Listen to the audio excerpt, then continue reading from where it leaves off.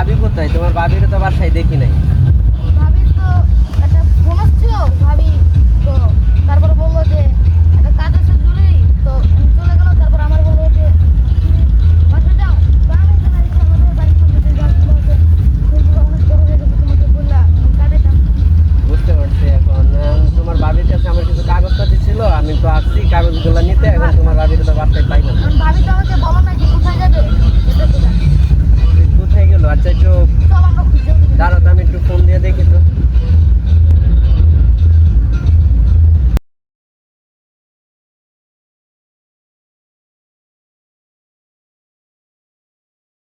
এত ফোন দিতেছি, দেখছো ফোনটা রিসিভ করতেছে।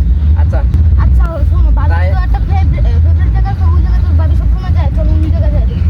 তাহলে চলো। কই আছে আজকে তোমার ভাবি? ঠিক আছে, তোমার ভাবির একটু কি বলতে- কিন্তু দাঁড়াও দাঁড়াও দাঁড়াও দাঁড়াও। ওই দেখো ভাবি ওখানে বসে আছে, কিন্তু ভাবির সাথে ওটা কে নাই, এটা তো হ্যাঁ, ঠিকই তো, ওই দিক তো দেখতেছি, তোমার ভাবির তো দেখা যাইতেছে। চলো তো যাই দেখি। চলো। না জান খাও, তোমার হাতে তো সময় লাগলে আমার তো শেষ হয় না, তো বরিশ হয় না। কি করো? এই ছেলেটা কে?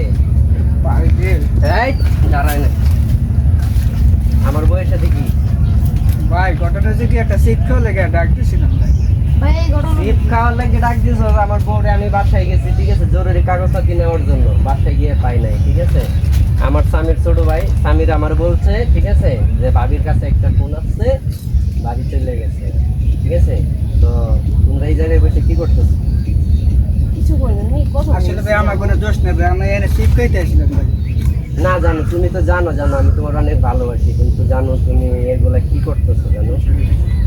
জানো জানো তুই যাইবি কোন? ভাই আমি সিট আরে খাইতে আসছিলাম। এমনিতেই কথা বলছি, দুঃসম্পর্কের ট্রেন। ফ্রেন্ড, ঠিক আছে, আমি সেটা বুঝলাম, কিন্তু জান তুমি আমি এখন তোমার তো- বাসায় থাকার দরকার ছিল। তুমি জানো আমি আমি বাসায় দেখছি তো আসবো। কথা বলতে আসছি। তো এভাবে এই নিরালা জায়গায় তোমরা দুইজনে আসছো কথা এটা বলতে। নিরালা জায়গা কোথায়? সত্য সত্য মানুষ আছে। এটা কি জায়গা বলো? তুমি মাইন্ড করছো কেন কবিয়া? না জান, তুমি ভাই এই- আমার এই- ভাই আমার ঠিক এনে করো। মাফ করে দেন ভাই, আসলে দোষ আমার না তুই ভাই। থাম, তোর আমি পরে দেখতেছি।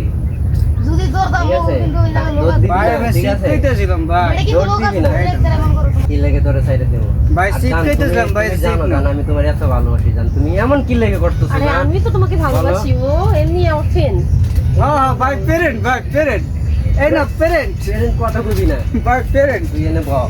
তোমার ঠিক ফ্রেন্ড আছে তুমি জান, আগে আমি তো তোমার আমাকে দিয়ে এটা আশা করি নাই, জান। বলো আমি তোমার কি না দিতেছি বা ভালোবাসতেছি না, বলো জান। বলছি তুমি কিছু দাও না, কিন্তু সবকিছুই দিতেছো। তাহলে কথা এমন বলতে কি আমি করতেছো পারবো কেন, না? জান? হ্যাঁ, আমার কথা বলতে স্বাধীনতা পারবা, নাই? হ্যাঁ অবশ্যই আছে তোমার স্বাধীনতা, কিন্তু তুমি এভাবে সাইডে নিরালা জায়গায় আইসা তোমার ফ্রেন্ডের সাথে কথা বলবো, এটা কি? নিরালা জায়গায় কি হয়েছে? আমি কি ওর সাথে প্রেম করতেছি? কথা বলতেছি। জানো আমি তোমার অনেক ভালোবাসি। ও ভাই, তুমি আমরা এমন friend, এমন ভাই। করো না, জানো। আমি কি তোমাকে ভালোবাসি না? আমি ওর মতো ছেলে ভালোবাসবো?